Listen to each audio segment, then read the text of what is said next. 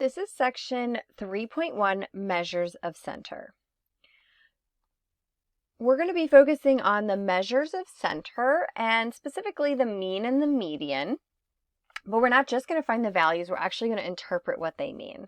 So here's the vocabulary and important terms, and we are going to be introducing some important notation and using our calculators to find some of these values. Let's start with the notation. So this symbol here is called sigma, and we're going to see sigma a couple times. This is capital sigma, and it denotes the sum of a set of values. X is going to be used to represent the data values. N, lowercase n, represents the number of data values in a sample, and capital N, the population. So one thing to remember here is that sample statistics are usually English, so sample are in English, and population is in Greek. So that doesn't count for capital sigma here. That's going to be used a lot. But when we talk about the mean, which for a sample will be x bar, and for the population will be mu, that can be helpful. So basic concepts of measure of center.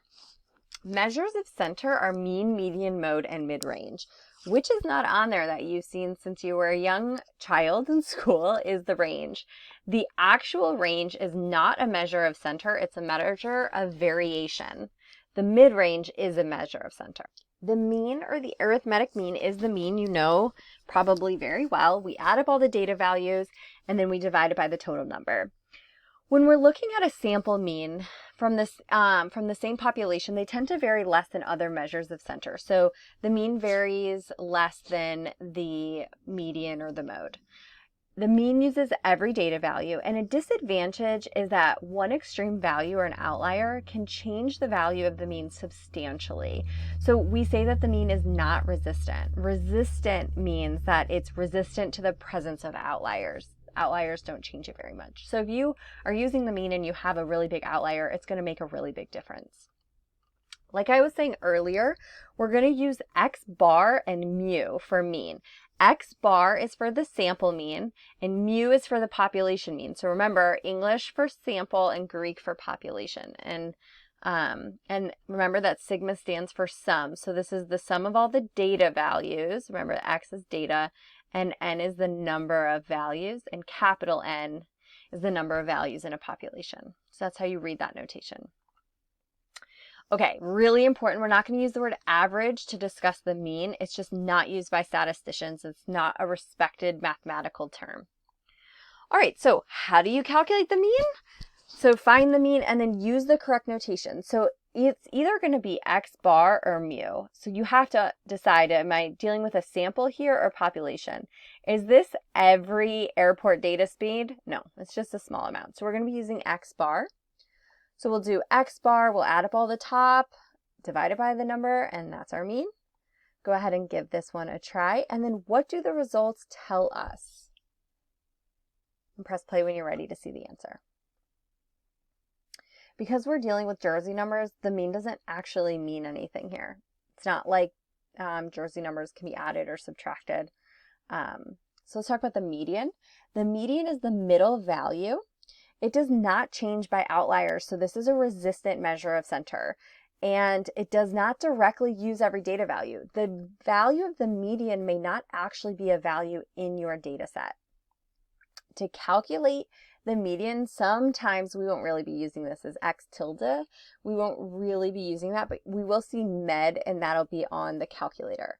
It's really important that you sort the values first. If the data is odd, you'll use the exact middle, and if it's even, you'll add the two middle numbers and divide by 2. All right, so how do we find the median? The very first thing we do is we put the data in order. And then I like to do one off the bottom, one off the top, pause. Bottom, top, pause. It's an odd number. That is our median.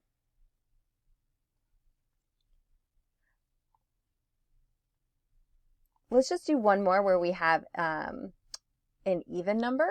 So we added a 6th data value. First, I put the data in order, and then I do bottom, top, weight, bottom, top, weight. And I see here that I have 2, so I will add them together.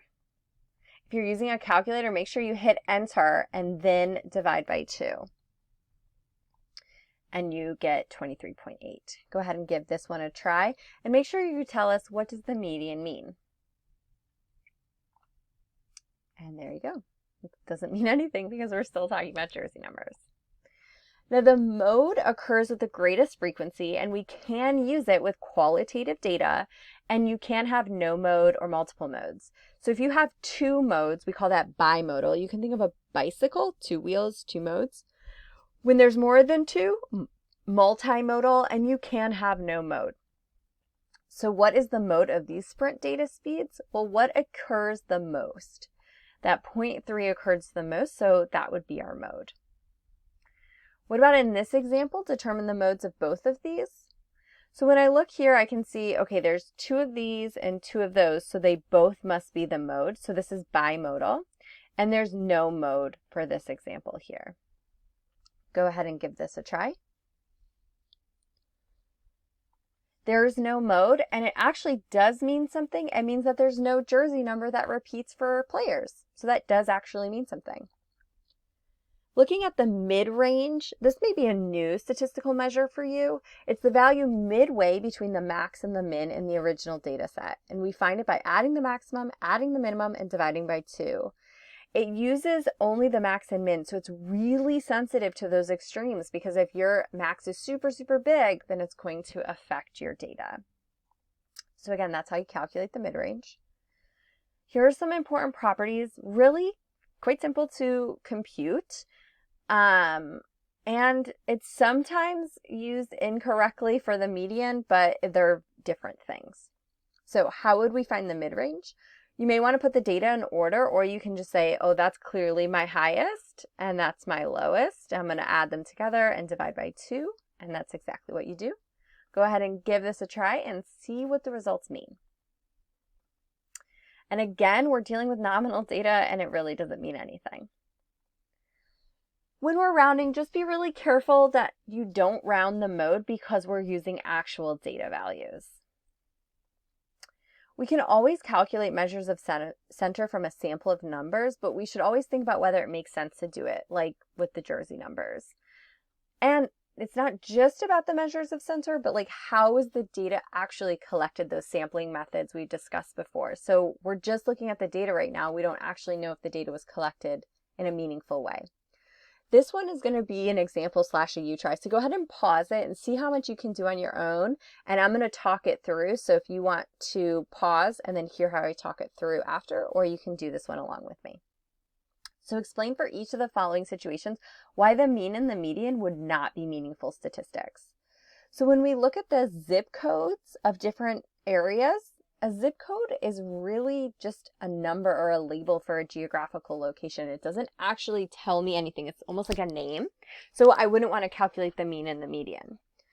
When I look at the ranks of different universities, 2, 3, 7, 10, 14, the ranks are in ordering, but adding and subtracting, doing math or statistics on these doesn't actually mean anything.